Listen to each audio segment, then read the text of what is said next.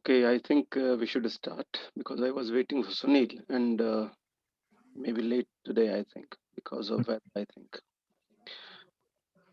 Okay, so we shall begin. Yes, sir. Great.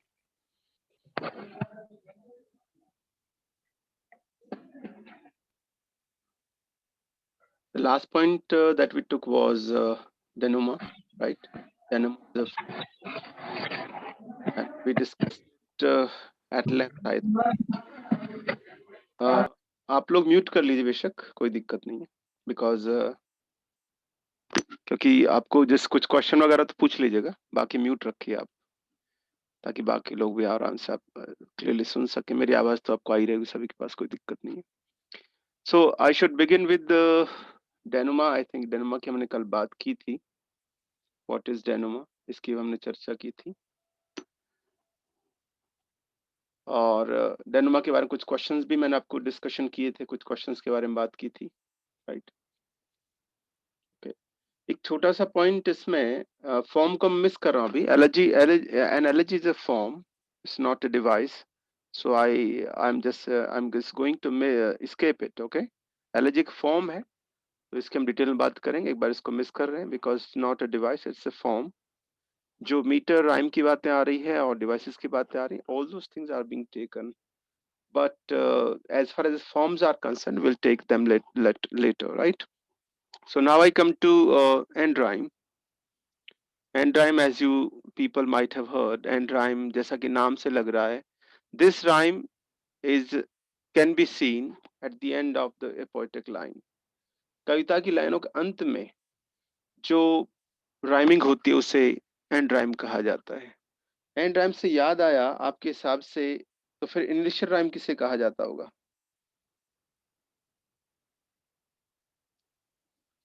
अगर हम कहते हैं ये एंड राइम है, तो इनिशियल राइम कौन सी राइम हो सकती है? स्टार्टिंग वाली। एग्जैक्टली।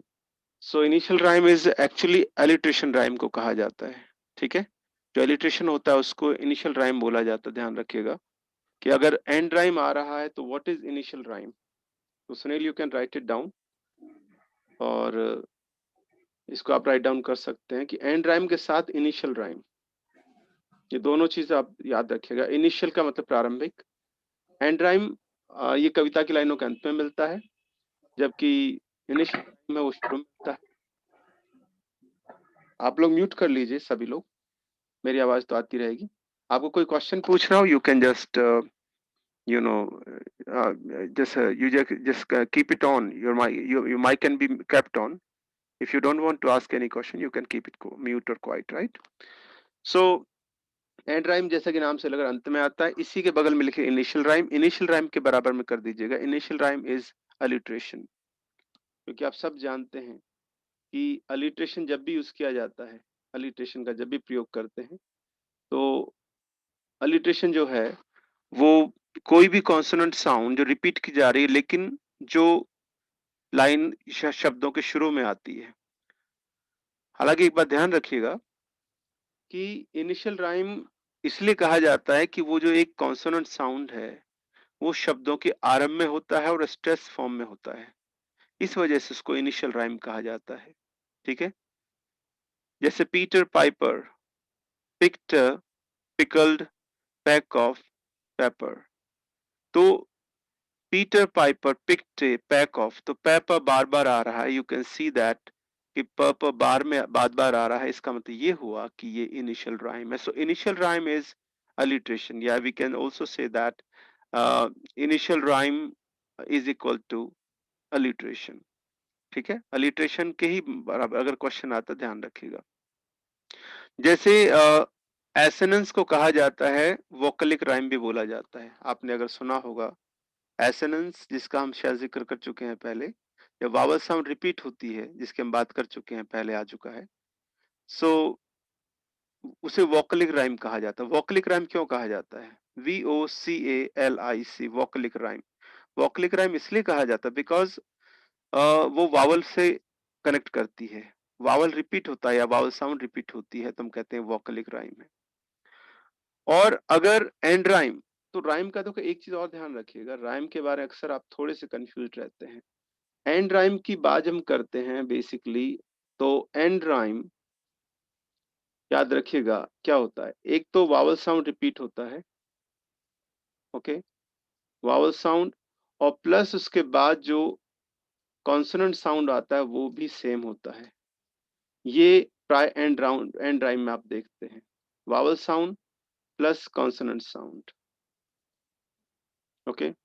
सो यहाँ पर जैसे देखिएगा हर्ड और वर्ड में आप देख रहे हैं कि जो वावल साउंड है वो मैच हो रहा है, राइट, और अंत में जो र ड ये भी मैच हो रहा है। तो हर्ड एंड वर्ड दोनों में पहला साउंड तो मैच नहीं हो रहा है, ह अलग है वो अलग है, लेकिन जो का साउंड और के बाद ऊपर र का साउंड है और फिर ड का साउंड है वो मैच हो रहा है।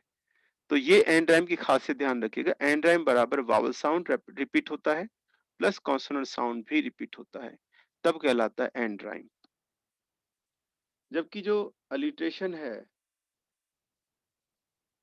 ओके, जो अलिट्रेशन है वो कहलाती है initial rhyme, okay, initial rhyme कहलाता है। इनिशियल राइम किस लिए, और इनिशियल राइम भी होता है प्लस याद रखिएगा स्ट्रेस्ड, ओके, स्ट्रेस साउंड होती है, ये भी दिमाग में बिठाए रखिएगा। तो एंड राइम बराबर vowel sound plus consonant sound, both sounds are repeated at the end of poetic lines, while alliteration is equal to initial rhyme, or we can say stress sound, that is consonant.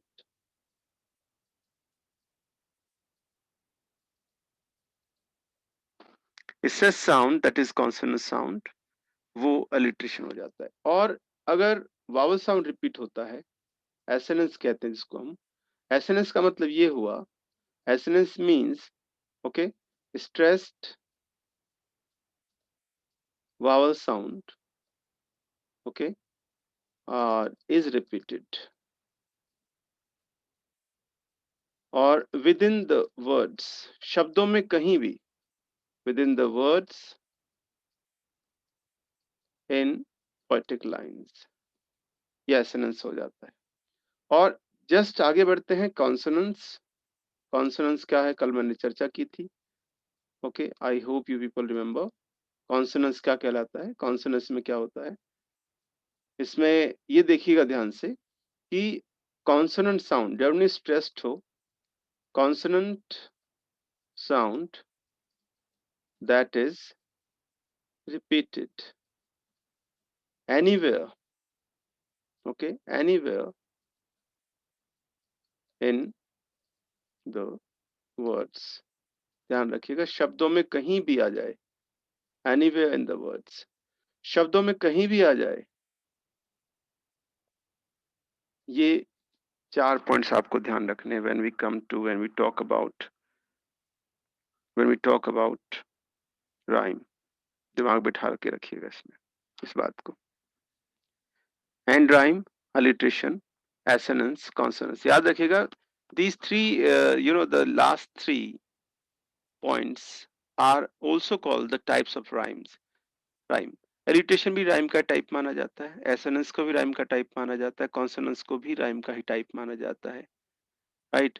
और and rhyme जो है वो rhyme में अपने आप में लगा जाता है। राइम बेसिकली याद रखिएगा, राइम का मतलब ज्यादातर एंड राइम ही होता है। नॉर्मली जब राइम की बात करते हैं लोग तो एंड राइम की चर्चा करते हैं। याद रखिएगा कि जब नॉर्मली, मैंने रिपीट कर रहा हूं इस पॉइंट को, याद रखिएगा सभी लोग कि जब भी लोग रिपीट करते हैं, ओके, जब भी लोग जो हैं कहते हैं राइम नहीं है, when they say that this poem has rhyme और this poem does not have rhyme, it means that they are talking about और they are talking in terms of end rhyme, ENDRHRHYM,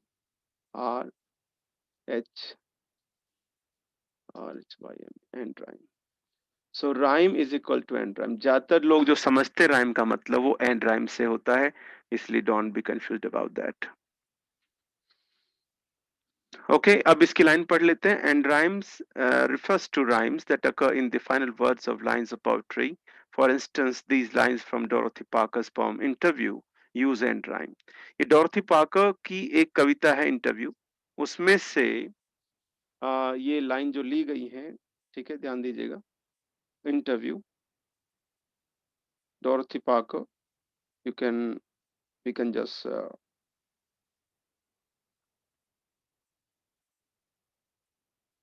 1 second, please.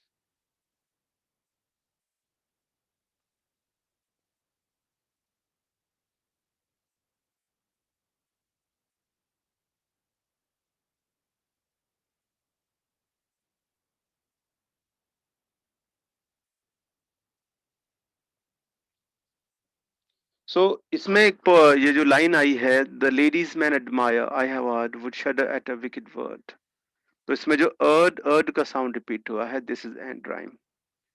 ठीक है, आप और भी शब्द ले सकते हैं जहां की हम बात करते हैं, और भी शब्द आप ले सकते हैं।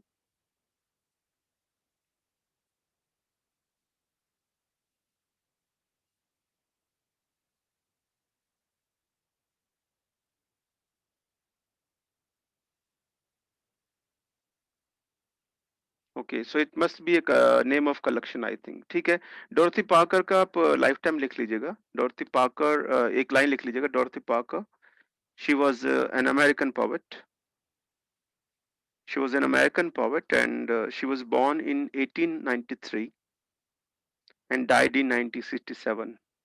I repeat, Dorothy Parker was an American poet or poetess, महिला थी, poet भी कह सकते हैं, poetess भी कह सकते हैं, either word can be used. And she was born in 1893.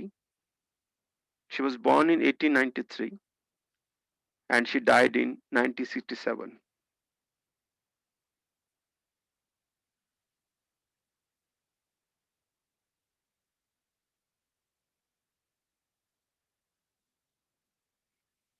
और ये अमेरिकन मॉडर्निज्म की विचारधारा से लिखती थी। आई कैन से कि इनका जो मूवमेंट, यानी आप किस विचारधारा से लिखती थी, या किस हम माने किस टाइप की पोएट्री लिखती थी, सिर्फ मॉडर्निज्म लिख लीजिएगा।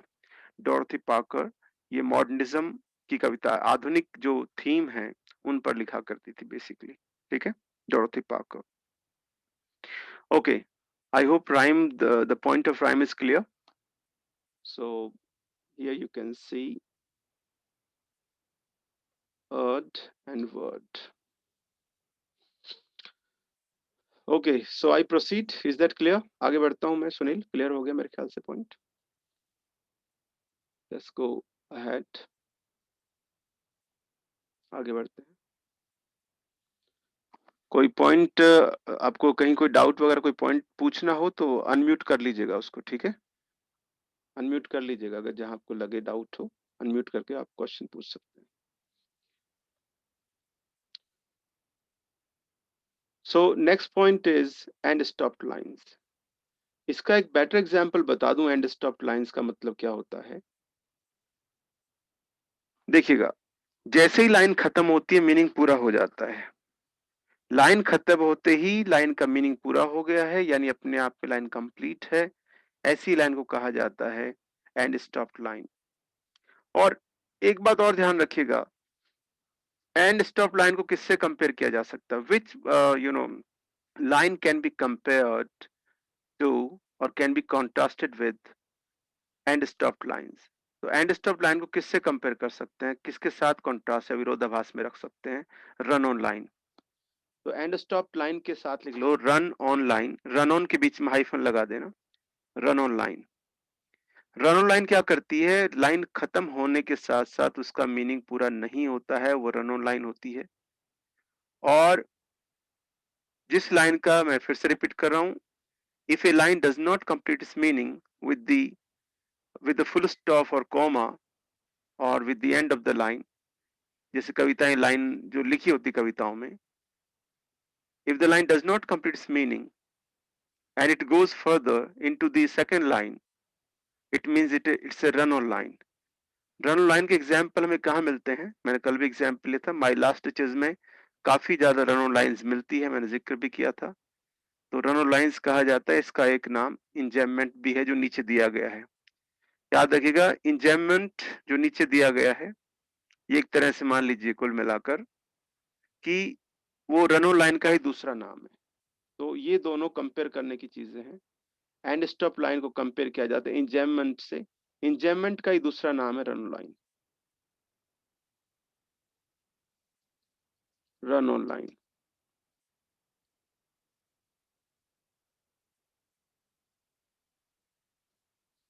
Okay, one. And stop lines simple है, बिल्कुल आसान है। लाइन पूरी हुई कविता की और उसका अर्थ भी पूरा हो गया, ठीक है। लाइन पूरी हुई, उसका अर्थ भी पूरा हो गया, ये कहलाती है एंड स्टॉप लाइन।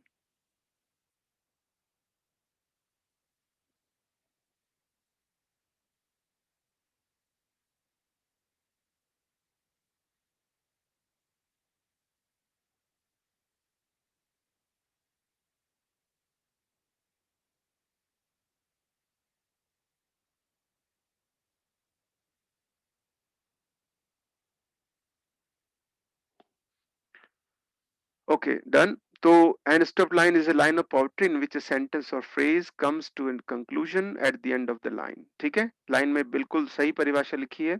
एक एंड स्टॉप लाइन वो लाइन होती है कवि काव्य में जिसमें एक सेंटेंस या फ्रेज जो लिखा होता है वो अपने अंतिम निष्कर्ष पे पहुंच जाता है, उसका अर्थ पूरा हो जाता है। कब? जब लाइन पूरी होती है तब। For example the poet C P Cavafy uses end stop line in the poem Ithaca. और उसकी बात करते हैं, एक लाइन ली जा रही है, he writes Ithaca gave you the marvellous journey full stop, without her you wouldn't have set out, she has nothing left to give you now. 1 second please, 1 second, hold for a second.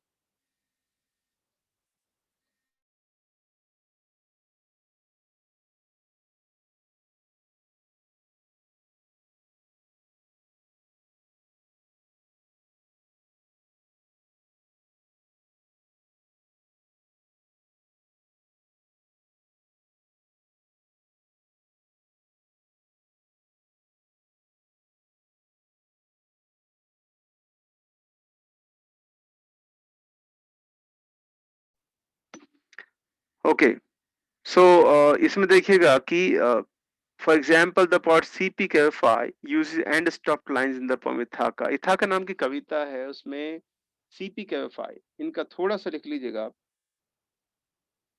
CP, sorry, CP कैफाई, इनके बारे में थोड़ा सा परिचय लिख लीजिएगा, it will be all right I think. Yes, इनका life time लिख लीजिएगा। ये इजिप्ट, मतलब एक कह सकते हैं आप कि ग्रीक पोएट थे वैसे, और बेसिकली जो है इजिप्ट से आए थे, कुल मिला के कहिएगा आप, ठीक है। तो इजिप्ट से आए थे और ग्रीक जो है कवि कवि माने जाते थे। सीपी कैवेफाई, इनका लाइफ टाइम था 1863 से 1933, 1863 से 1933, सीपी कैवेफाई। इसका पूरा नाम था इनका Constantine Peter Cavafy. Constantine, CONSTNTINE, Constantine Peter, PETR, Peter Cavafy, CAVAFY, Cavafy, Constantine Peter Cavafy. His lifetime was 1863 to 1933, 1863 से 1933। और ये बेसिकली जो है आप कह सकते हैं कि यूनानी कवि माने जाते हैं, और उनकी एक कविता है जो हम पढ़ने जा रहे हैं, जो मैं अपने सामने आ रही है। इथाका नाम की कविता है। इसमें इन्होंने जो देखिए लाइन पढ़िएगा सभी लोग, 3 लाइनों का जिक्र किया है। Ithaca gave you the marvelous journey. Without her, you wouldn't have set out. She had nothing left to give you now. 3 लाइनें तीनों फुल स्टॉप के साथ बंद हो रही हैं और तीनों अपना अर्थ भी पूरा कर रही हैं। जो लाइनें अपने खत्म होने के साथ अपना अर्थ भी पूरा करती हैं, उन लाइनों को एंड स्टॉप लाइन कहा जाता है। उसका एग्जाम्पल हमारे सामने दिया गया है। CP Cavafy, Constantine Peter Cavafy, he was an Egyptian Greek poet. Basically Egypt से, पर वैसे ग्रीक कवि माने जाते हैं, और इस कविता का नाम Ithaca. 1 second please.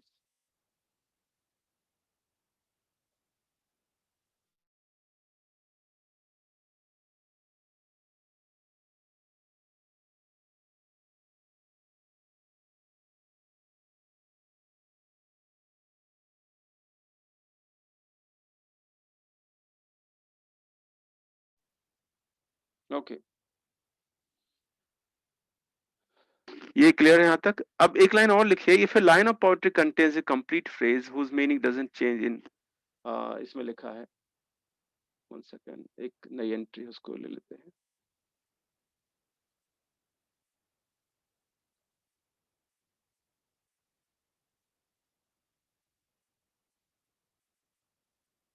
Yes.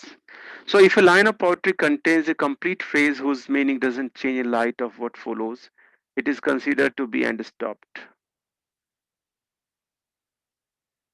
Right? It is considered to be end stopped. ठीक है, आगे मीनिंग नहीं जा रहा है और मीनिंग लाइन पूरी होते ही अर्थ भी पूरा हो गया है। आपने लाइनें 3 देख ली, is that clear? However, an end stopped line is often the end of a longer sentence that stretches across several lines. ठीक है, no probs, end stop line. इसका ऑपोजिट जो लिया जाएगा, इसका ऑपोजिट सामने आ रहा है। Now we can see enjambment which is a French word. Enjambment एक फ्रेंच वर्ड है और इसका दूसरा नाम है रनोन लाइन, याद रखिएगा। रनोन लाइन इसका दूसरा नाम है, आप इसे चेक कर सकते हैं कि ये क्या कहना चाह रहा है। एंड स्टॉप लाइन का just opposite enjambment. Enjambment is the continuation of sentence और क्लॉज अक्रॉस लाइन ब्रेक। यानी कुल मिला के मान लीजिएगा कि एक ऐसी लाइन जो अपना अर्थ पूरा नहीं करती है और अगली लाइन में जाके अपना अर्थ पूरा करती है, ऐसी लाइन कहा जाता है इंजैममेंट या रन ऑन लाइन। ये देखिएगा, एग्जाम्पल भी बहुत बढ़िया दिया है और परिभाषा आप ध्यान रख लीजिएगा, रन ऑन लाइन और इंजैममेंट एक ही बात है। और जब बात करते हैं डेफिनेशन की, ध्यान दीजिएगा, जब बात करते हैं डेफिनेशन की, तो यहाँ पर आप देख सकते हैं एक एग्जाम्पल जो है वो दिया हुआ है।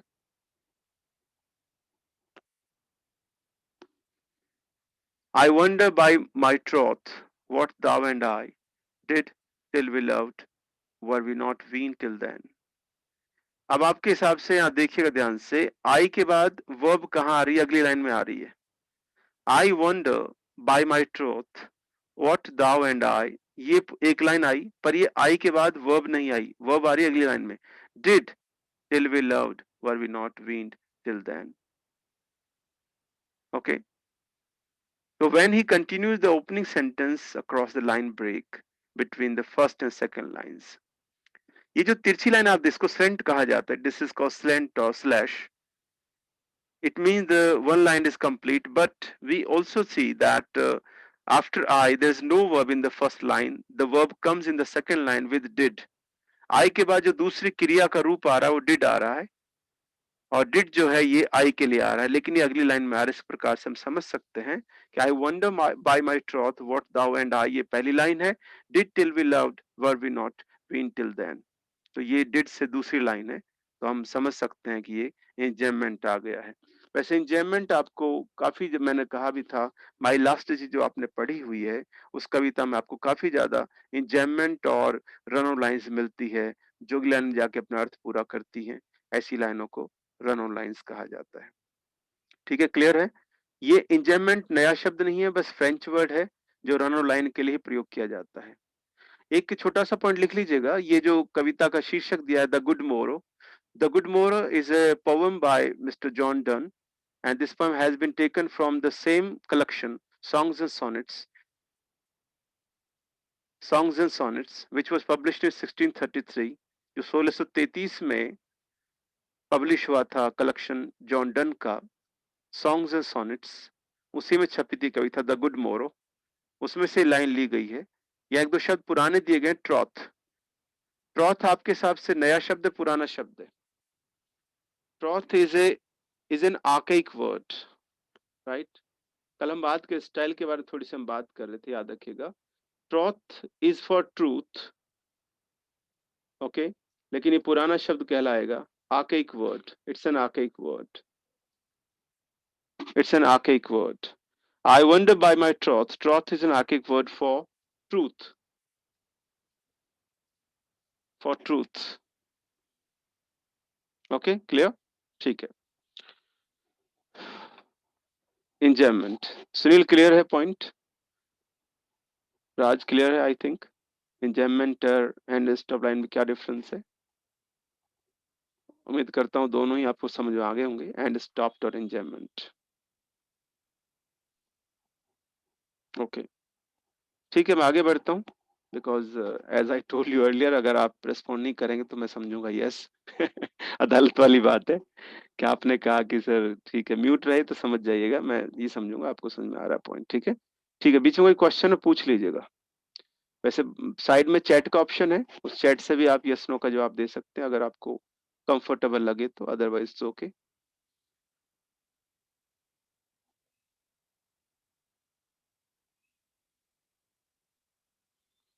देन देयर इज अनदर, एक और चीज आ रही है, आई कैन सी इनवॉय।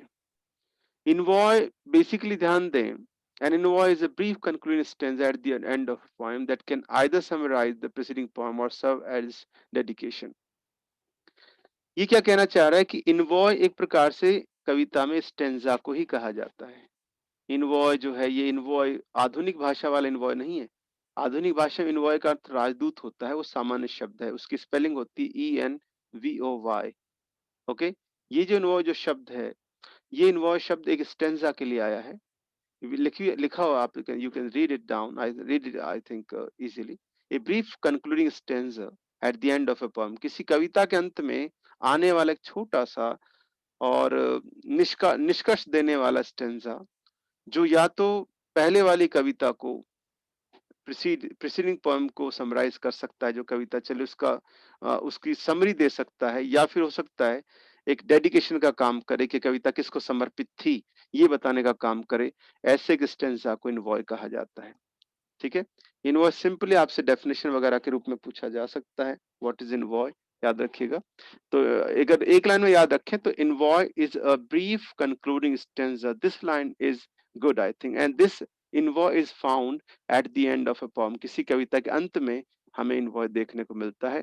और प्राय याद रखिएगा, इनवॉय के माध्यम से कवि क्या करता है, वो समराइज करता है, समरी देता है, किसकी, उस पोएम की समरी देता है जो पोएम आप पढ़ चुके हैं या पढ़ते आए हैं, उसके अंत में ये स्टेंजा मिलता है। This stanza is called envoi. And कुछ और लाइन लिखिए, पढ़ लेता हूँ। The envoi tends to follow the same metre and rhyme scheme as the body of the poem, but nevertheless it remains distinct from the rest of the poem, much like an epilogue in a book. बहुत बढ़िया line लिखी है।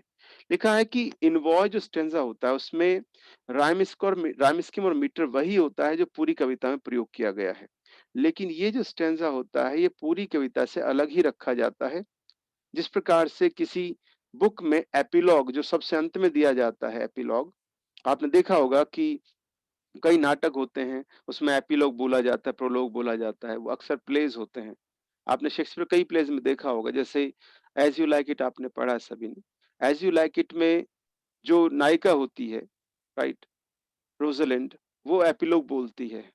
As you like it में epilogue बोलते हैं, लेकिन epilogue कहाँ पाया जाता है? Epilogue is found in plays और drama, while envoi is found in poem or poetry. It's a stanza, while epilogue is a kind of, हम कह सकते हैं it can be in verse or prose. Epilogue prose या verse में हो सकता है, जबकि इनवॉय जो हमेशा पोएट्री में प्राप्त दिखाई देता है। So this is envoy. The specific length and rhyme scheme for envoi depend on the type of poem in which they appear. The most popular poetic forms in which envoys appear are ballads and sestinas. ठीक है, ज्यादातर ये जो invoice मिलता है, ये एक प्रकार कविता है सस्टिना, जो 6 लाइनों कविता, उसको सस्टिना कहा जाता है। ओके, तो सस्टिना और बैलेड, बैलेड की ऊपर कविता है जिसके हम आगे चर्चा करेंगे जब हम फॉर्म्स पढ़ेंगे। सस्टिना बेसिकली एक प्रकार की पोएम ही है सस्टिना, और इसके बारे में थोड़ा सा आप लाइन लिख लीजिएगा। सेस्टिना में 6 स्टेंजास होते हैं और एक स्टेंजा में 6 लाइनें होती हैं। Write it down please. Sestina के बारे में थोड़ा लिख लीजिएगा। A sestina is a verse form or is a poem in which we find 6 stanzas and every stanza contains 6 lines. तो टोटल कितनी लाइंस हो गई आपके हिसाब से सेस्टिना में? 36 लाइंस हो गई। बिकॉज इस सेस्टिना का मतलब ये हुआ कि 6 stanzas, okay, and each stanza contains 6 lines. So in total we see 36 lines. This type of poem is called सस्टिना. इसको सस्टिन भी कहा जाता है, SESTINE, सस्टिन भी कहा जाता है, सस्टिना भी कहा जाता है. यहाँ सस्टिना को बहुवचन रूप में लिखा गया, सस्टिना को यहाँ प्लूरल फॉर्म में लिखा गया है. So excuse me, sestina is a type of poem. Ballad is also type of poem, but इसको हम लेंगे बैलेड. एक और बैलेड होता है, इसमें ई नहीं आता, उसकी बात करेंगे, वो फोक लिटरेचर में आएगा. उसके साथ ही बैलेड को भी लेंगे, बिकॉज ये दोनों लिटरेरी फॉर्म्स में आते हैं. और सस्टिना बीच में आया तो मैंने आजकल थोड़ा जिक्र कर दिया है. ओके, आई होप कि इनवॉय का पॉइंट क्लियर है सभी का. What is envoy, what is an envoy, envoy क्या होता है, पहली लाइन पढ़ लीजिएगा, मैंने समझा भी दिया है. बीच में सस्टिना का जिक्र आया है, वो मैंने आपके सामने एक पॉइंट ले दिया है. So what is sestina. Now I proceed.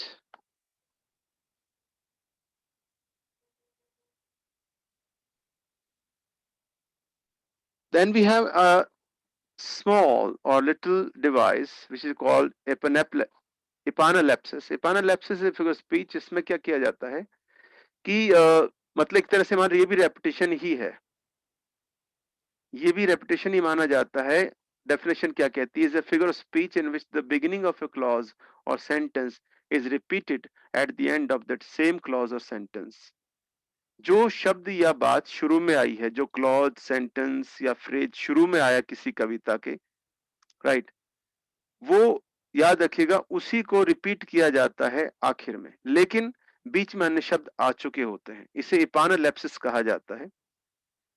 फिर से सुन लीजिएगा, इपानोलेप्सिस क्या है? Epanalepsis is a figure of speech, is a device, literary device, in which we find the same word or phrase or clause repeated at the end of the same clause or sentence or poem. ये कोई poem भी हो सकती है, उसके बीच में अन्य लाइनें आ चुकी होती हैं, शुरुआत में और अंत में वही लाइन या वही फ्रेज मिलता है, वही लाइन या वही फ्रेज मिलता है. ऐसी लाइन ऐसी कविता में प्रयोग कर सकते हैं. प्लस कोई सेंटेंस भी ऐसा हो सकता है जिसके शुरू में शब्द दिया गया, फ्रेज दिया गया है, और वही फ्रेज या शब्द जो है वो उसी लाइन के अंत में भी दिया गया है. यहाँ पर एग्जाम्पल बहुत छोटा सा है, बहुत बढ़िया एग्जाम्पल है. किंग को देखिए रिपीट किया गया है, the king is dead, long live the king. The king repeat हुआ है, शुरू में आया है, then we see it in the end, और इसे एग्जाम्पल माना गया है इपनलेप्सिस का. इपनलेप्सिस जो है ये एक प्रकार का रेपिटेशन ही है. तो एक लाइन में लिख लीजिएगा सभी लोग, epanalepsis is a type of repetition, is a type of repetition in which we see a word or a phrase repeated in the end of a sentence or a poem. किसी कविता के अंत में, किसी सेंटेंस के अंत में वही शब्द या फ्रेज आता है जो उस कविता सेंटेंस के शुरू में आ चुका है.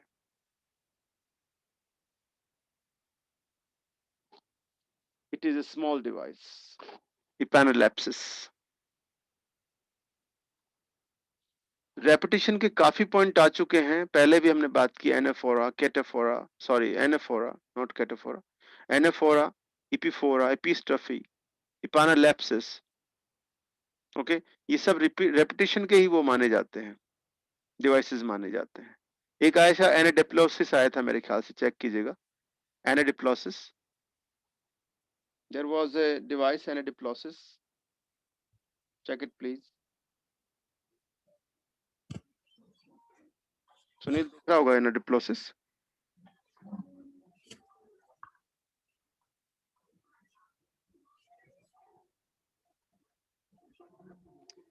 एनाडिप्लोसिस जो है, राज देखा होगा आपने? हाँ सर. एनाडिप्लोसिस भी रेपिटेशन ही माना जाता है. हाँ सर. वो किसी लाइन के अंत में आया और फिर शुरू में आता है, वो एनाडिप्लोसिस है. मिलान कर लीजिएगा. एनाडिप्लोसिस में जो अंत में आया, किसी लाइन के अंत में जो शब्द या फ्रेज आया, वही शब्द या फ्रेज अगली लाइन के शुरू में रिपीट किया जाता है, वो एनाडिप्लोसिस है. और इपेनेलिप्सिस क्या होता है, ये जो शब्द या फ्रेज शुरू में दिया गया है बस वो अंत में आ जाता है। तो डिफरेंशिएशन थोड़ा करके चलिएगा, वरना you people can feel confused because some devices are similar और ऑलमोस्ट सिमिलर। कुछ डिवाइसेस एक जैसे दिखते हैं पर एक्चुअली एक जैसे नहीं है, इसलिए थोड़ा सा केयरफुली पढ़ के चलिएगा। एपिस्ट्रोफी क्या था सर? अपोस्ट्रोफी या एपिस्ट्रोफी? हाँ एपिस्ट्रोफी कह दो, हाँ एपीफोरा एपिस्ट्रोफी लिखवाया था, ईपीआई पीएचओआरए और ईपीआई एसटीआरओपीएच एपिस्ट्रोफी। एपीफोरा एपिस्ट्रोफी एक ही है, उसमें क्या किया जाता है कि कुछ शब्द या फ्रेज होते हैं वो लगातार लाइनों के अंत में आते हैं, राइट? जैसे 5 लाइनें हैं तो पांचों लाइनों के अंत में वो फ्रेज या वर्ड्स या वो मिल रहे हैं जो शब्द के अंत में दिख रहे हैं। For example for you for you for you, अगर ये दिया जा रहा है for you for you for you 3 line में, जैसे मैंने कहा for example the food is for you, the money is for you, the cloth is for are for you and the world is for you, तो for you 4 बार रिपीट हुआ है, this before epistrophy. और इसी को मैं शुरू में ले जाऊं तो ये बन जाएगा anaphora. For you the food is, या there is food for you there is food, for you there is money, for you there are clothes, for you the world there is the world. शुरू में आ गया anaphora हो गया। Clear? ठीक sir. ये है difference. Okay well, तो इपेनेलैप्सिस का पॉइंट ये याद रखिएगा, सभी को क्लियर है? द किंग को रिपीट किया गया है, मैं फिर से बोल देता हूं द किंग, और यहाँ पर द किंग।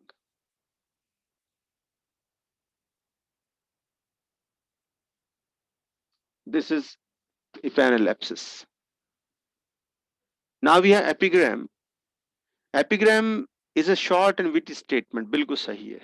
epigram सुनने में थोड़ा विरोधाभासी लगता है, एक ऐसा वाक्य इसमें लाइन तो बहुत अच्छी होती है और इसमें कोई अच्छी बात भी कही होती है जो सबके लिए बराबर जैसी सत्य होती है, लेकिन वो बात आपको सुनने में थोड़ी अटपटी सी लगती है। ये शॉर्ट एंड विटी स्टेटमेंट एक छोटा और एक तरह से चतुराई भरा एक बयान या स्टेटमेंट है, और लिखा है कि जो प्राय वर्स में लिखा जाता है, जरूर नहीं है, क्योंकि जो फ्रांसिस बेकन है उसके स्टाइल को एपिग्रामेटिक स्टाइल भी कहा जाता है। आप लोगों ने पढ़ा होगा, when we read Francis Bacon we see the peak of epigrammatic style, or we can say that Francis Bacon uses a lot of epigrams in his writing style. Okay so ये जो आप जितने आपने ऑफ स्टडीज में जितने भी बयान पढ़े हैं, स्टेटमेंट्स पढ़े हैं मिस्टर बेकन के, वो सभी ज्यादातर देखिएगा वो एपिग्राम्स या एफेरिज्म्स कहलाते हैं। मैंने पहले भी जिक्र किया है। एक जैसे मान लीजिए एफेरिज्म तो क्या है, सीधी सी बात होती है और सच्ची बात होती है, राइट? एपिग्राम सुनने में कई बार अटपटे लग सकती है, पर वास्तव में if you observe, if we think over the point, we find that yes, this statement contains meaning. एक बार सुनने अटपटा लगे, बाद में देखो तो पता चले यार ये तो वास्तव मीनिंगफुल बात कह रहा है। ऐसी बात जो शुरू में विरोधाभासी लगे, आप ये भी कह सकते हैं epigram can also contain paradox. अक्सर एपिग्राम में पैराडॉक्स भी हो सकता है। एक एग्जाम्पल आप और ले सकते हैं एपिग्राम के बारे में, कुछ एग्जाम्पल्स आप ले सकते हैं एपिग्राम को लेकर। यस, एक एग्जाम्पल देखिएगा आप, you can write it down. एक लाइन लिख लीजिएगा, here lies my wife, John Dryden के बारे में है। Here lies my wife, here let her lie, now she is at rest and so am I. Okay, एक बार दोबारा इसको लिखिएगा, लाइन बड़ी इंटरेस्टिंग है। Yes Amit, you are right, this can also be the example. एक लाइन फिर से लिखिए, जॉन ड्राइडन कविता में से ली गई है। लाइन देखिए क्या है, हियर, यहाँ, लाइज, सोई हुई है मेरी पत्नी। इसका मतलब हुआ या तो कब्र में लेटी है या फिर सो रही है, दो बातें हैं। Here lies my wife, here let her lie, here HER, let her lie, now she is at rest and so am I. क्या वो आराम से है, शांति से है, और मैं भी शांति से हूं। ये एग्जाम्पल एपिग्राम का लिया जाता है। कई बार ये कॉन्ट्राडिक्टरी होता है, क्योंकि आप ये भी सोच सकते हैं यार अगर वो मर गई है, कब्र में है, तो कभी शांति से कैसे हो सकता है? ठीक है, लेकिन आप बड़े ध्यान से देखेंगे तो इस बात को ले जाते हैं, अक्सर जो हस्बैंड्स होते हैं वो अपनी वाइव्स से परेशान ही रहते हैं। मैं दोनों को प्लूरल फॉर्म में यूज कर रहा हूँ, हस्बैंड एंड वाइव्स। तो नॉर्मली ऐसा माना जाता है, ठीक है। तो उसी को फोकस करके लाइन बहुत अच्छी लिखी है जॉन ड्राइडन ने, आप फिर से मिलान कर लीजिएगा। Here lies my wife, here let her lie, now she is at rest and so am I. So this line has been taken the example of epigram. और इसको ऐसे ध्यान रखिएगा कि एक लाइन और लिख सकते हैं कि an epigram can contain paradox. कभी कभी एपिग्राम में पैराडॉक्स भी आपको दिखाई दे सकता है। And sometimes we find irony, उसमें आयरनी भी आपको दिखाई देती है। आयरनी का मतलब ये होता है कि जो वो कहना चाहता है वो नहीं कह रहा है, कुछ और कह रहा है, कुछ और कहना चाह रहा है, पर लाइन आपको पहली बार पढ़ते लगता है ये बात कह रहा है, लेकिन वो उसका उल्टा कह रहा है वास्तव में। ऐसी तो आयरनी को, इसको आयरनी कहा जाता है। So we can say that an epigram can contain paradox और irony. Okay, and it's basically it's a statement. ये वास्तव में एक लाइन, एक बयान, एक और ये कह रहा है ज्यादातर ये वर्स में होती है, जरूर नहीं है। जैसा अभी मैंने कहा, फ्रांसिस बेकन जो उसकी लाइनें प्रोज में है, लेकिन यूजुअली का प्रयोग कर रहा है, यूजुअली वर्ड्स में होती है। और एक चीज और लिखिए, दैट कन्वेज सिंगल थॉट और ऑब्जर्वेशन।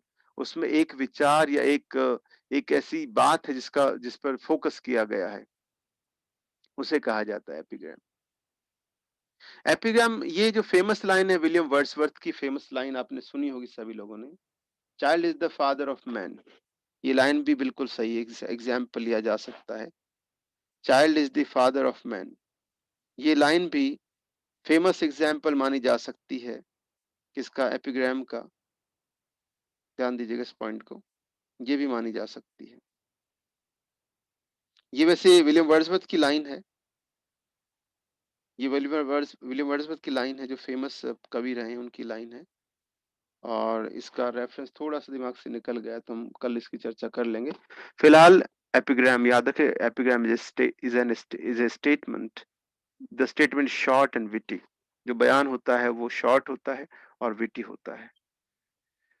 एक छोटा सा पॉइंट और है जो एपिग्राम से मिलता जुलता सा है, but this point is different from epigram.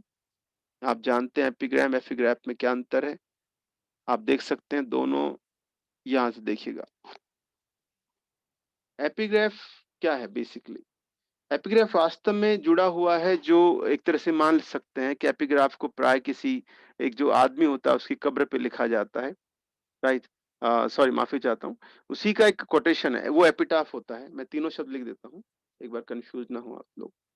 मैंने गलती से एपिटाफ बता दिया आपको, 1 second please.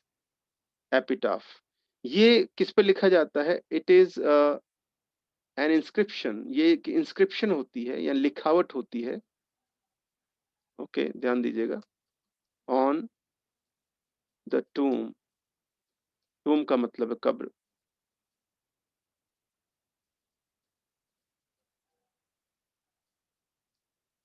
Yes, this is epitaph. मैं गलती से आपको एपिग्राफ बताने लग गया, वो अलग पॉइंट, ठीक है। तो epigram, epitaph and epigraph, 3 point लिए जा रहे हैं, ध्यान दीजिएगा। एपिग्राफ जो उसने दिया है, उसने कहा है कि एपिग्राफ भी जैसे एक प्रकार का स्टेटमेंट ही है। कोई इसने कहा लाइन भी हो सकती है, कोई फ्रेज भी हो सकता है, या कोई पोएम भी हो सकती है। एक छोटी कविता कई बार लिख दी जाती बड़ी कविता से पहले, और उस छोटी कविता में प्राय क्या होता है, उस आने वाली रचना के बारे में थोड़ी जानकारी होती है, आने वाली जो बड़ी रचना है उसके बारे में जानकारी होती है। उस ऐसी छोटी कविता, छोटे बयान, छोटे स्टेटमेंट या फ्रेज को कहा जाता है एपिग्राफ। ध्यान दीजिएगा, एपिग्राफ किसे कहा जाता है, शॉर्ट कोटेशन, कोई कोटेशन हो सकता है, कोई स्टेटमेंट हो सकता है, कोई फ्रेज हो सकता है, और कभी कभी एक छोटी कविता हो सकती है जिसे रखा जाता है किसी बड़ी रचना से पहले, लिखा जाता है।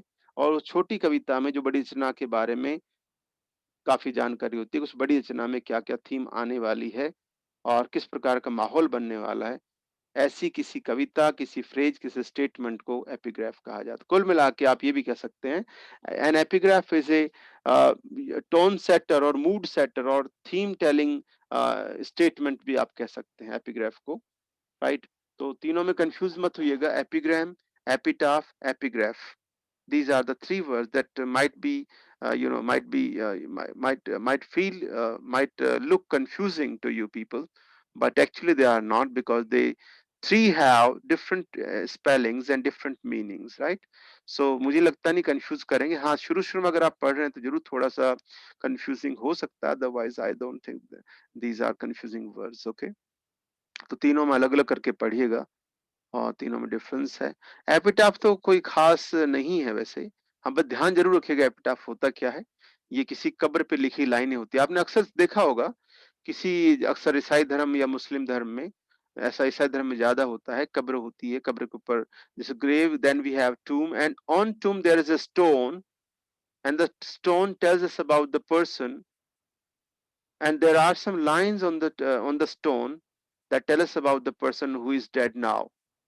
वो आदमी जो मर चुका है उसकी कब्र, मजार पे जो एक पत्थर लगा होता है, उस पत्थर पे कुछ लाइनें लिखी होती है, फला फला व्यक्ति फला फला तारीख को जिया था, फला उसका पद था, उसने ये किया वो किया, और फला तारीख को इसकी मृत्यु हुई. ये जो लाइनें होती हैं ये एपिटाफ कहलाता है. कुछ लोग अपना एपिटाफ लिखवाते भी हैं, जैसे कहते हैं जॉन कीट्स ने अपना एपिटाफ खुद लिखा था कि जब मैं मरूं तो मेरे पत्थर पे ये लिख देना कि here lies a man whose name was written on water, कि यहाँ लेटा वो आदमी जिसका जिसका नाम पानी पर लिखा गया. ये लाइनें खुद जॉन किट्स लिख कर गया था. ये लाइनें आज भी लंदन में जो पोइट्स कॉर्नर है, जहाँ पर जॉन किट्स को दफनाया हुआ है, वहां उसके पत्थर पे लाइनें आज भी लिखी हैं. कौन सी line? Here lies the man, यहाँ लेटा हुआ आदमी, whose name was written, whose name was writ on water, जिसका नाम पानी पर लिखा गया. वो एपिटाफ कहलाता है. ठीक है. सो याद रखिएगा, एपिटाफ अलग पॉइंट होता है और एपिग्राफ वो अलग होता है. थोड़ा सा एपिग्राफ कर और पढ़ लेते हैं. For instance the epigraph of Mary Shelley's Frankenstein is taken from Milton's Paradise Lost. लिखा है कि मैरी शैली का एक फ्रैंकेनस्टीन नाम का एक आया था, पहला साइंस फिक्शन का उपन्यास माना जाता है. लिख लीजिएगा थोड़ा सा इसके बारे में, फ्रैंकेनस्टीन के बारे में एक लाइन लिख लीजिएगा सभी लोग, बिकॉज ये क्वेश्चन जहां तक मुझे याद आ रहा है ये आ चुका है क्वेश्चन फ्रैंकेनस्टीन को लेकर. ध्यान दीजिएगा इस पर, इट्स एन इम्पॉर्टेंट पॉइंट. फ्रैंकेनस्टीन, फ्रैंकेनस्टीन को पहला साइंस फिक्शन माना जाता है, यानी साइंस फिक्शन पे आधारित उपन्यास माना जाता है. और ये मान लीजिएगा कि इसका जो कह भी ये भी कह सकते हैं कि इट वाज एक्चुअली, आपको जान के थोड़ा इंटरेस्टिंग लगेगा कि इस पर फिल्म भी बन चुकी है. प्लस एक चीज और बता दूं आपको कि फ्रैंकेनस्टीन जो है ये पीबी शैली की पत्नी ने लिखा था. ये जो फ्रैंकेनस्टीन है, मैरी शैली, ये वाइफ थी एक्चुअली पीबी शैली की, और इन्होंने इसको लिखा था. ठीक है. और ये पब्लिश हुआ था, एक्चुअली दो बार पब्लिश हुआ था. ये 1818 में हुआ था और दोबारा 1821 में हुआ था. ठीक है. लेकिन पहली बार छपा था तो ये अनोनिमसली छपा था, यानी उसने नाम नहीं दिया था अपना. ध्यान दीजिएगा, पहली बार जब छपा था 1918 में, when this novel was first published in 1918, sorry 1818, माफी चाहता हूँ. When it was first published in 1818, the writer, or Mary Shelley, chose to keep herself anonymous. She did not mention her name on the novel. But when this novel was published the second time in 1821, we can see her name on the novel, or she mentioned her name on the novel, right in the front page as the writer.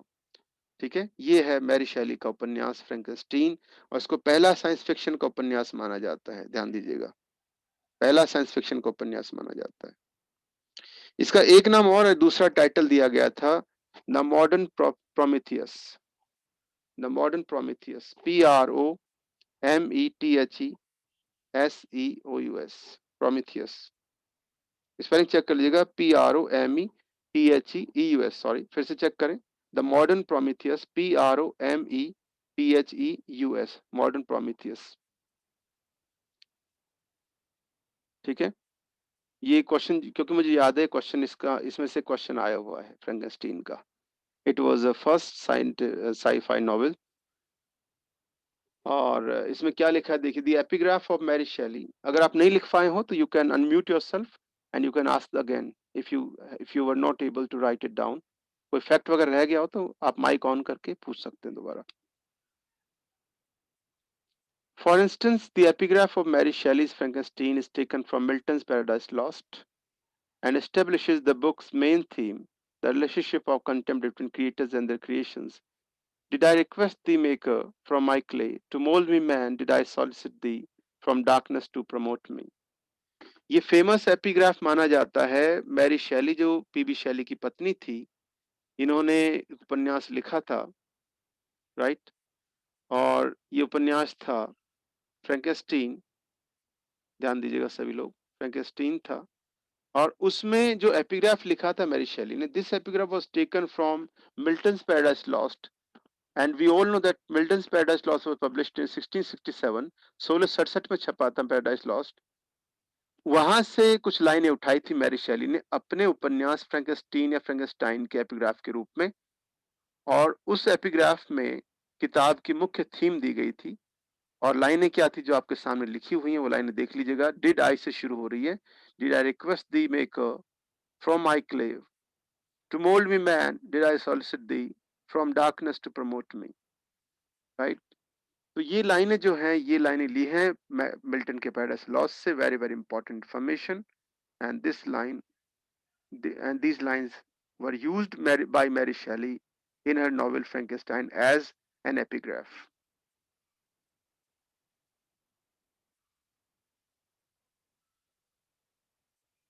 Then we have epistrophe.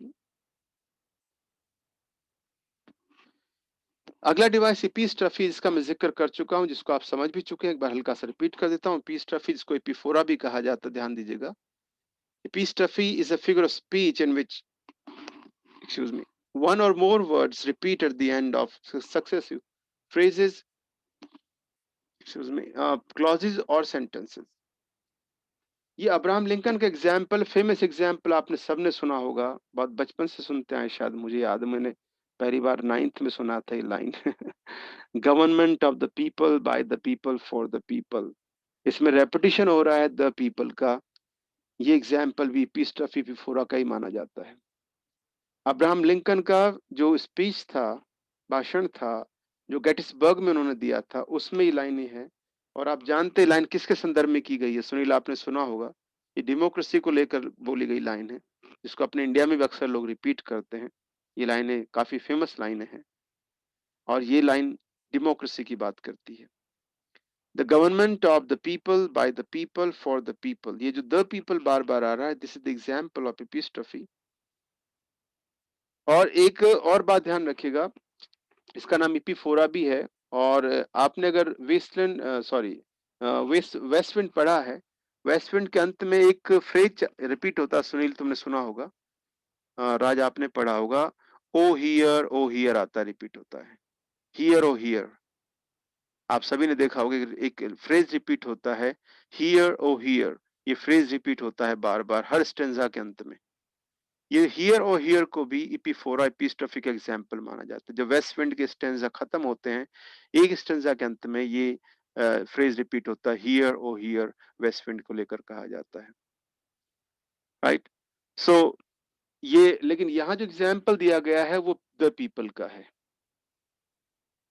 ठीक है। मैं लाइनें पढ़ रहा हूँ। In his Gettysburg address, Abraham Lincoln urged the American people to ensure that government of the people, by the people, for the people shall not perish from the earth.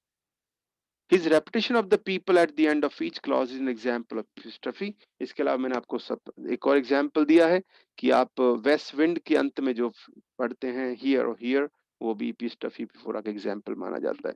इसके बगल में लिख लीजिएगा एपिफोरा।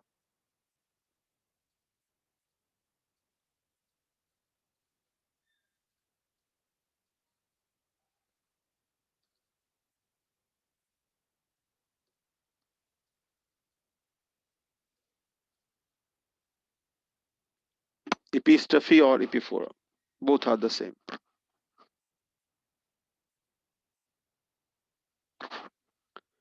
और अब आ गया एक कॉमन सा जो है डिवाइस, जो अक्सर जिसको हम रेपिटेशन कह के छोड़ देते हैं, अक्सर इसको हम रेपिटेशन कह के छोड़ देते हैं। वो रेपिटेशन तो है ही, लेकिन उसका जो टेक्निकल नाम है वो इपिज्यूक्सिस है।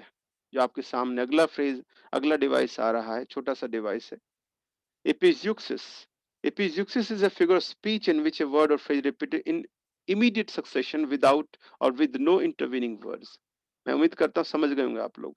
कमला दास की कविता है डांस ऑफ द यूनक, जो पब्लिश हुआ था 1965 में, summer in Kolkata, sorry Calcutta. एक कलेक्शन छपा था 1965 में, समर इन कलकत्ता, जो अब आजकल कोलकाता हो गया है। Summer in Kolkata, Calcutta publish हुआ था 1965 में। उसमें एक फ्रेज आता है जिंगलिंग जिंगलिंग जिंगलिंग, जिसको हमने रेपिटेशन मान लेते हैं। बिल्कुल सही है, रेपिटेशन ही है साधारण भाषा में, पर टेक्निकल लैंग्वेज में वो जो जिंगलिंग 3 बार आता है वो एपिज़्यूक्सिस का एग्जाम्पल है। लाइन पहली पढ़ लेते हैं, आप समझ सकते हैं। You can write it down, you can right the line that if there are 3 or 4 words without any words in between, this is an example of epizyuxis or repetition. It means that the words are repeated without other words intervening or interfering.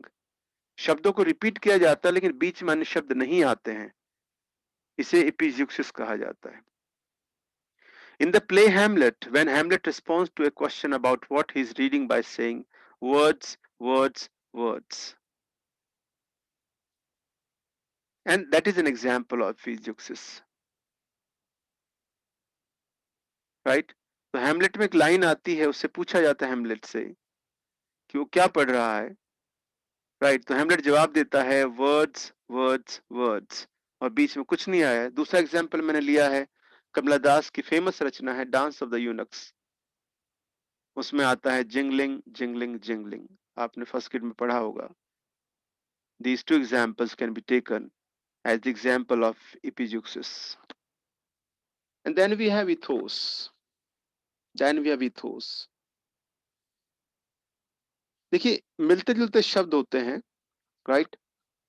Pathos, ethos, okay, याद रखिएगा, और बेथोस।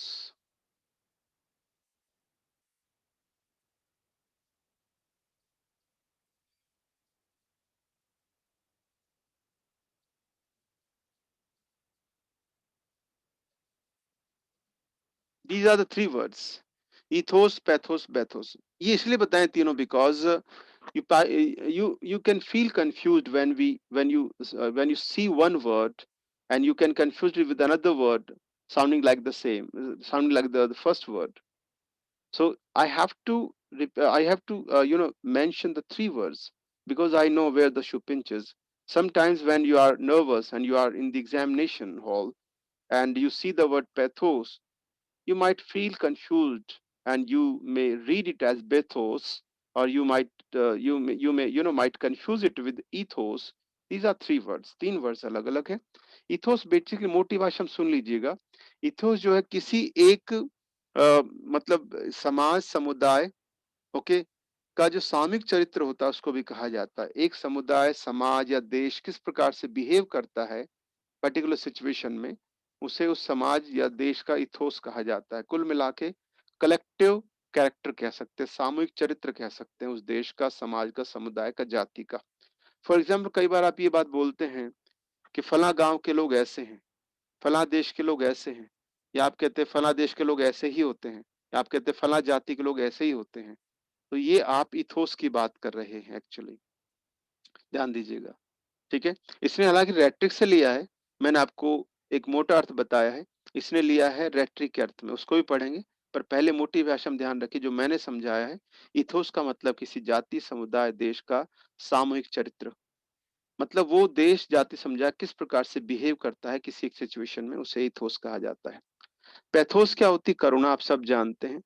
किसी किसी को देख के या किसी नाटक कहानी में जब आप पढ़ते हैं, कुछ लाइनें आप पढ़ते हैं, when you read some lines or when you watch a scene in a play or in a film, you feel pity, you feel sympathetic toward the character, right? And this pity is called pathos in literature. जैसे अगर मकबत मरता है या मकबत की पत्नी मरती है, जब वो पागल हो जाती है, तो आपके मन में थोड़ी सी दया जागती है मकबत के लिए, क्योंकि वो अकेला पड़ता जा रहा है। तो ये जो दया आपके अंदर जागी, it is called pathos, right? And what is बेथोस?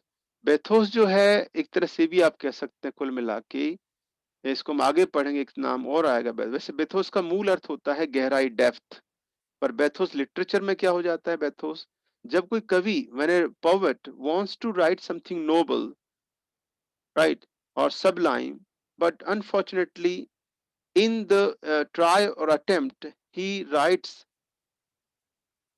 something bad or something trivial। क्या मतलब हुआ, इसका मतलब ये हुआ कि जब कोई कवि या लेखक कुछ ऊंची प्रकार की बात लिखना चाहता है, ऊंचे प्रकार स्टाइल का प्रयोग करना चाहता है, लेकिन बहुत ज्यादा प्रयास करने के चक्कर में वो उसे और बेकार बना देता है, यह बेथोस कहलाता है। ओके, ध्यान दीजिएगा, यह बेथोस कहलाता है। तो मोटी भाषा हम तीन बताएं, इथोस, पैथोस और बैथोस। फिलहाल इथोस दिया गया, उसके बारे में थोड़ा सा देख लेते हैं रेट्रिक के हिसाब से क्या दिया है। रेट्रिक में क्या है एथोस, रेट्रिक मिथोस जो है लोगोस एंड पैथोस के साथ साथ ये थ्री मोड्स ऑफ परसुएशन माना जाता है। ये ध्यान दीजिएगा, किसी अपनी बात को मनवाने के तीन तरीके माने जाते हैं, इथोस, लोगोस और पैथोस। ये रेट्रिक में चलता है, एडवांस या हाई ऊंचे स्तर पे आप पढ़ सकते हैं इस बात को। ठीक है, रेट्रिक की बात, रेट्रिक क्या होता है, रेट्रिक होता है, रेट्रिक जो लिखा हुआ सामने RHETORIC, रेट्रिक क्या होता है, रेट्रिक किसी को बोलकर या लिखकर अपनी बात मनवाने की जो कला होती है उसे रेटोरिक, रेटोरिक नहीं कहते, यहाँ इसका उच्चारण रेट्रिक है, उसे रेट्रिक बोला जाता है। रेट्रिक इज एन आर्ट, कुल मिला के आर्ट ऑफ पर्सुएशन, किसी को मनाने की कला, लिखकर या बोलकर, उसे रेट्रिक बोला जाता है। ठीक है, और तीन जो माने जाते हैं मोड्स पर्सुएशन के रेट्रिक में, वो तीन माने जाते हैं, इथोस, लोगोस और पैथोस। पैथोस करुणा, लोगोस शब्द, और इथोस होता है सामूहिक चरित्र या कैरेक्टर। इन पर प्रहार करके हम किसी को अपनी बात मनवा सकते हैं, राइट, शब्दों के माध्यम से दया उत्पन्न करके, या फिर उसके सामूहिक स्वभाव को जानकर हम उससे अपनी बात मनवा सकते हैं। ये रेट्रिक में चलता है। खैर, एक लाइन आगे पढ़ रहा हूँ। Ethos is an argument that appeals to the audience by emphasising the speaker's credibility and authority. ये रेट्रिक में चलता है, यानी बोलने वाला अपनी विश्वसनीयता, अधिकार के माध्यम से जो है वो अपनी बात को मनवा लेता है। खैर, ये तो हो गए बड़े अर्थ में बात हो गई है, लेकिन मैंने जो शुरू में समझाया है वो मोटा अर्थ बताया था, याद रखिएगा। इथोस का जो मैंने मीनिंग दिया है वो बिल्कुल सही है, बिल्कुल करेक्ट है। ये जो इसने मीनिंग दिया है ये रेट्रिक में है, ये थोड़े से अरिस्टोटल और प्लेटो की बात करते हैं उस अर्थ में आ जाता है, और मैंने जो शुरू में लिया था तो उसका मीनिंग वो सामान्य मीनिंग माना जाता है। ठीक है, फिलहाल आप यहाँ पर ये पॉइंट नोट कर सकते हैं, which one, just see, just look at the screen. Three modes of persuasion, three modes of persuasion में तीन माने जाते हैं, pathos, logos and ethos. Okay, ये एक पॉइंट जरूर आप नोट कर सकते हैं। ठीक है, बाकी आप लीव कर दीजिए, ये रेट्रिक का मामला आ गया, थोड़ा छोड़ दीजिए, not of much importance to अस।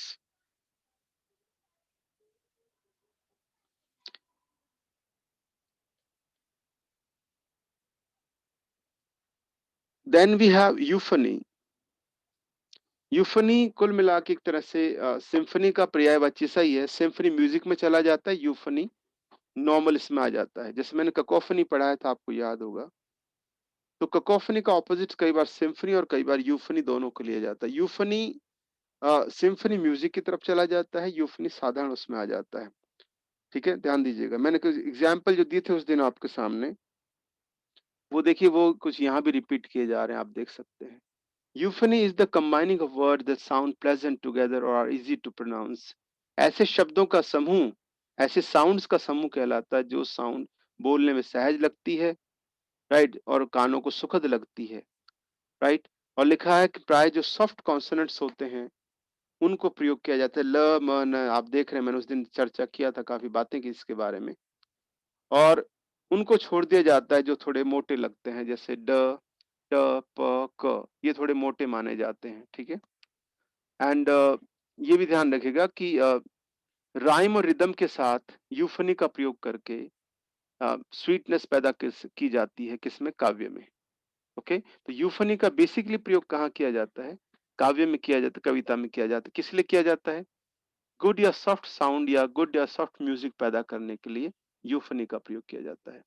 ठीक है, और एग्जाम्पल इसने लिया है सोनेट नंबर 18, उसमें शेक्सपियर का एक फेमस सोनेट है, सोनेट नंबर 18। उसमें ये जो लाइन आप देखिएगा, इसमें लय और मैं का कितना प्रयोग किया गया है। So long as man can breathe and eyes can see, so long lives this and this gives life to thee. Okay, तो ज्यादा ट आया हो वैसे हालांकि, लेकिन ज्यादा जो प्रयोग आप देख रहे हैं और ल म न का काफी प्रयोग किया गया है, तो ये यूफनी का एग्जाम्पल माना जा सकता है। ठीक है, so long as man can breathe और eyes can see, this line from Shakespeare's sonnet number 18, उसमें से लाइन ली गई है। So this line has been taken as the example of euphony. एक लाइन जो है दिमाग से निकल गया मेरे, एक और बहुत बढ़िया लाइन है वो, we can talk about it tomorrow. And वहां भी एक हम देखते हैं, टेनिसन की एक फेमस लाइन है, बीज मधुमक्खियों के बारे में है। ओके, सो उसमें भी इसका यूफनी का काफी प्रयोग किया गया है।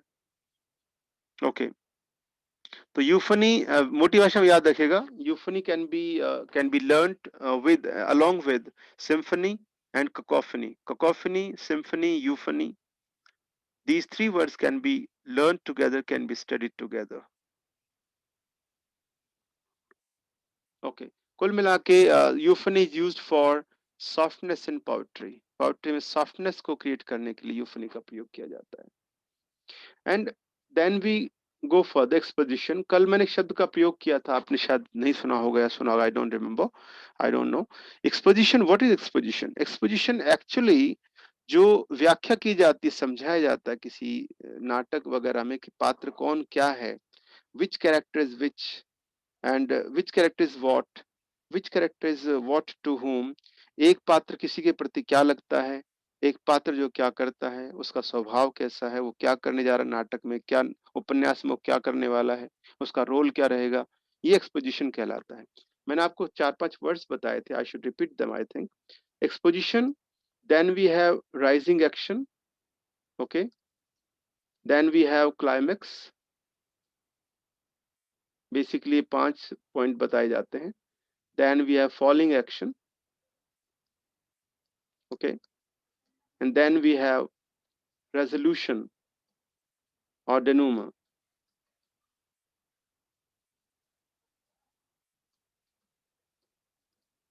okay, denouement.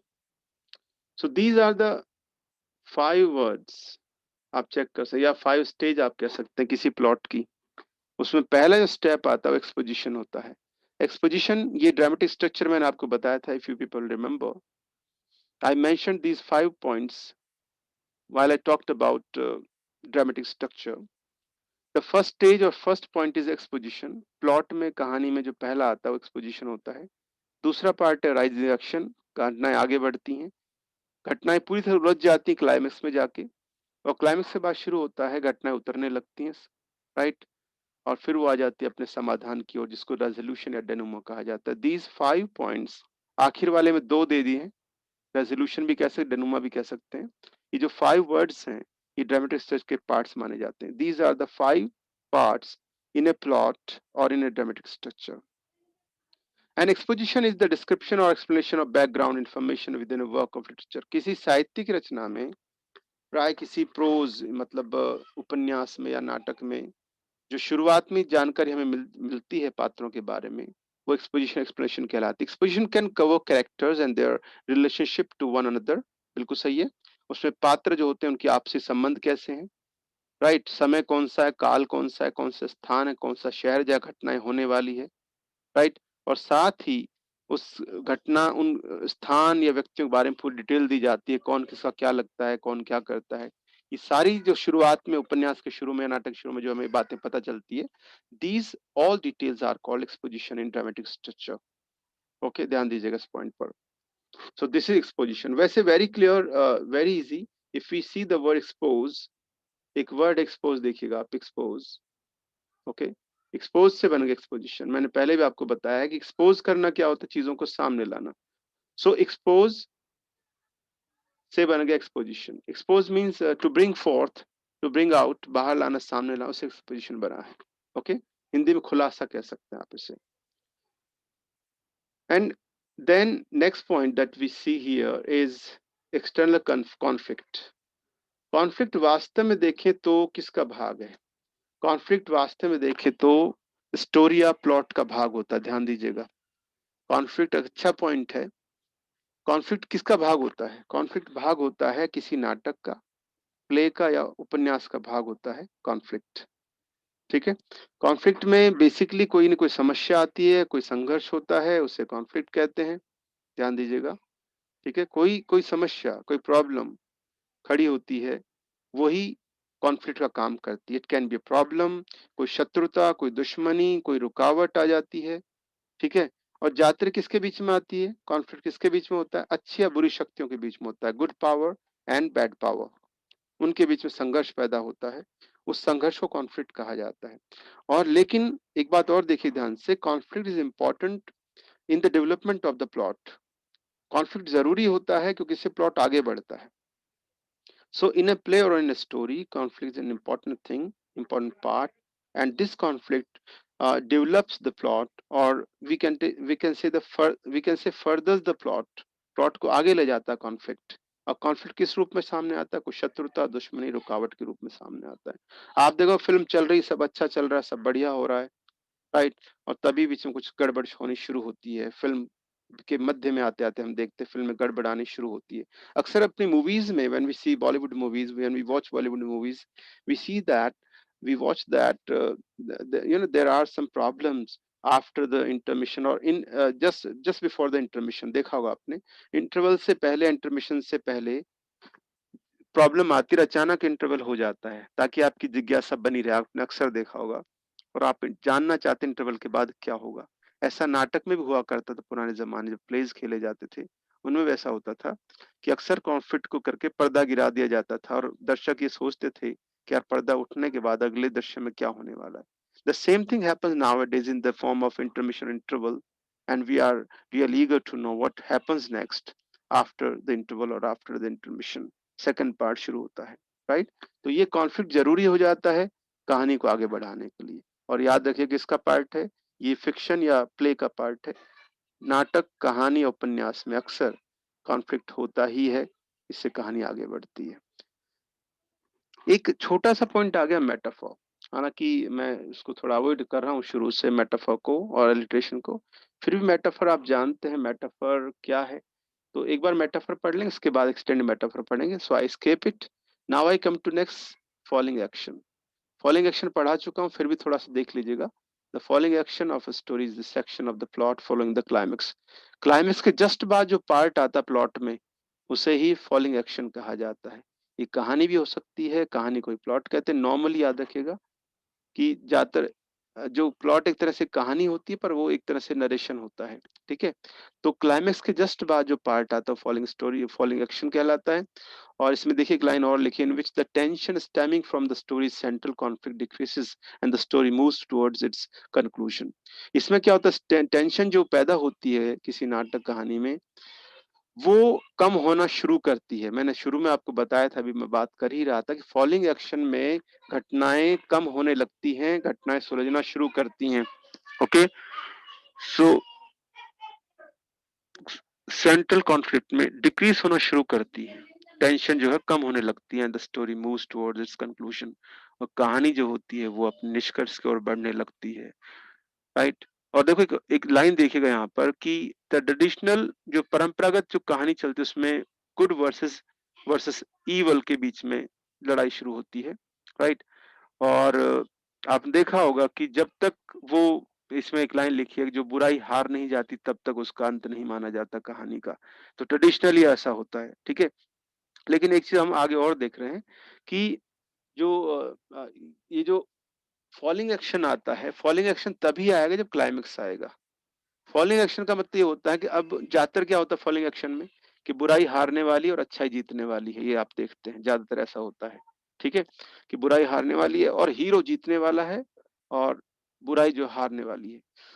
लेकिन कई बार कहानी के दूसरा भाग पैदा करने के लिए डायरेक्टर क्या करता है, ऐसे थिएटर में भी होता था, कि वो क्या करता है कई बार उसमें ट्विस्ट देने के लिए, वो कहानी के जो पहली फिल्म का जो पहला भाग आता है, आई मीन जैसे सीक्वल बनते हैं फिल्मों के, तो पहली कहानी में अक्सर हीरो हारता हुआ दिखाया जाता है और कहानी खत्म हो जाती है, फिल्म खत्म हो जाती है। अब उस कहानी का जो दूसरा भाग आता है, फिल्म का दूसरा भाग बाद में रिलीज होता है, तो आप देखने जाते हैं जरूर, क्योंकि आप देखना चाहते हैं उसके बाद क्या हुआ। जैसे एवेंजर्स जो एक मूवी आई थी बहुत समय पहले, काफी पॉपुलर हुई थी, इंडिया में सबसे ज्यादा कमाई की थी उस मूवी ने, एवेंजर्स। आज आपने देखी होगी, सुनील आप तो कम देखते मेरे ख्याल से। तो उसमें क्या, एवेंजर्स में पिछला पार्ट लोग जानना चाह रहे थे क्या हुआ, उसको जानने के लिए एवेंजर्स मूवी देखने गए काफी लोग। तो इससे मूवी ने खूब पैसा कमाया, राइट, और सबसे ज्यादा कमाने वाली मूवी बनी इंडिया में वो, विदेशी फिल्म। ठीक है। सो फॉलिंग एक्शन का मतलब कुल मिला के ये मान लीजिएगा कि फॉलिंग एक्शन जो है वो रेजोल्यूशन से पहले आता है, क्लाइमेक्स के बाद आता है। ठीक है। अगर मैं एक जैसे फ्रेटाग नाम के एक जर्मन वो हुए हैं, क्रिटिक्स हुए हैं, उन्होंने एक इस प्रकार से ग्राफ बनाया था, देखिए ध्यान से सामने देखिएगा। ये फ्रेटाग का स्ट्रक्चर माना जाता है। ठीक है, फ्रेटाग का स्ट्रक्चर से माना जाता है। ये देखिएगा, इसके ये जो पहला है इसको एक्सपोजिशन कहा गया है। ठीक है। उसके बाद ये जो चढ़ी हुई लाइन है ये वाला, ये राइजिंग एक्शन है। ये जो आप चढ़ाई देख रहे हैं ये राइजिंग एक्शन है। ये जो चोटी है, ध्यान दीजिए सभी लोग, ये जो ये लाइन है ये राइजिंग एक्शन है, पहला एक्सपोजिशन आ गया, फिर ये राइजिंग एक्शन आ गया, ये चोटी है, ये क्लाइमेक्स है, फिर ये ढलान शुरू, ये फॉलिंग एक्शन आ गया, और ये रेजोल्यूशन या डेनूमा आ गया। ये किसका स्ट्रक्चर है? ये फ्रेटाग नाम के एक क्रिटिक हुए हैं, राइट, जर्मन थे।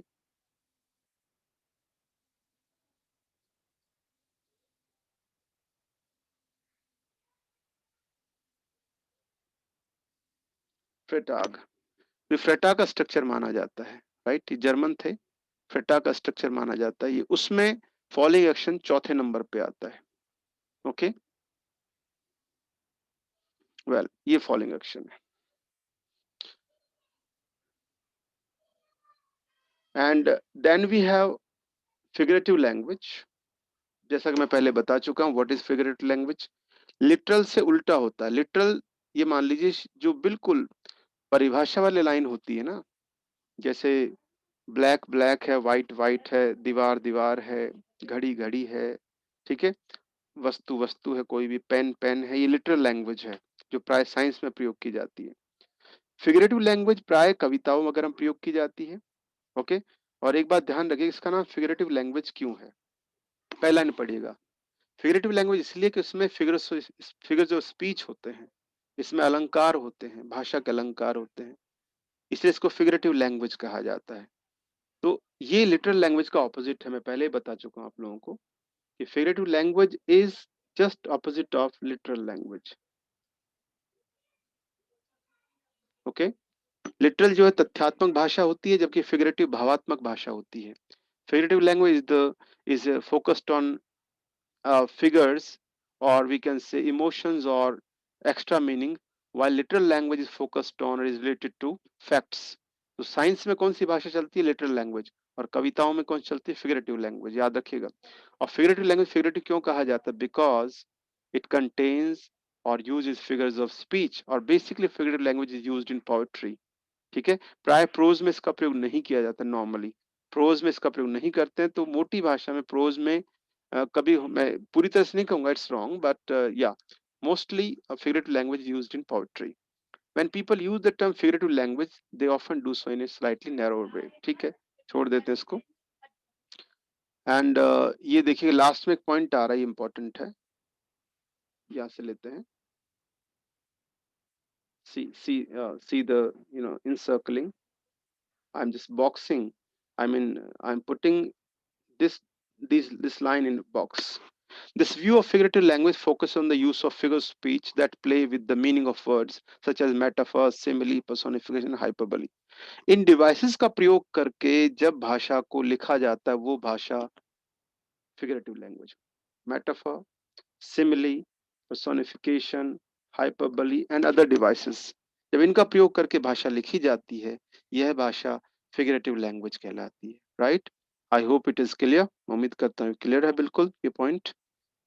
ठीक है, एक बार इसको और क्लियर पढ़ लीजिएगा लिटरल लैंग्वेज क्या होती है। एक चीज और देख सकते हैं आप ध्यान से कि literal language is basically connected with facts.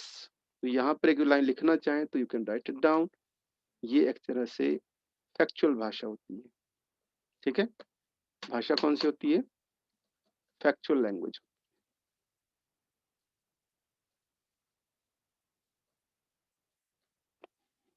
और ये एडिशनल मीनिंग लिए हुए भाषा होती है, एक्स्ट्रा मीनिंग लिए हुए भाषा होती है, इसको फिगरेटिव लैंग्वेज कहते हैं। So this is the difference between figurative language and literal language. We have been talking about these two terms. I hope you people understood whatever I have tried to told you. So there should be no problem regarding these two terms. Okay then, enough for today I think. आज के लिए काफी है।